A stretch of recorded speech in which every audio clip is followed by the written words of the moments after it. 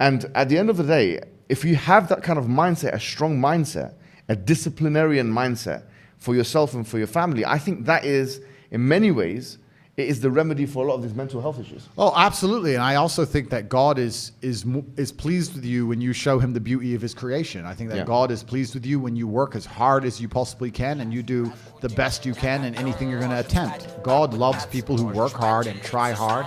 And in my own personal life, I can see that God is very happy with me when I give it 100%. And very few people give anything 100%.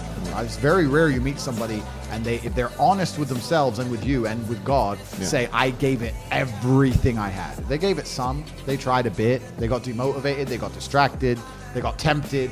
But when you truly give your 100% to something, I think that makes God very happy with you. And I think he rewards us for that. What would your advice be to somebody? Because this is one thing that you're credited with even by your enemies, right? Your detractors. They say that, you can say what you want about him. Even Piers Morgan said that, but you've given confidence to young men. There's a lot of young men now, young women, that require that discipline. What kind of advice would you give them, practical advice? Yeah, I think that you have to live. There's a lot of practical advice I can give. In terms of the religious sense, I would say you need to live like God is always watching. You may have the opportunity to do something bad, or you may have the opportunity to steal some money or snake somebody, but in the end, you're going to pay for that, and the bill will be paid.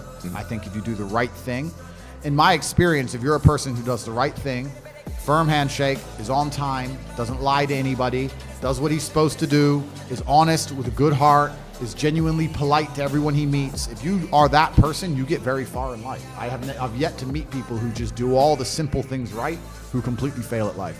But I've met a lot of people who snake or steal some money and they get really rich, then they lose it all, or they get rich and end up a gambling addict or depressed or etc.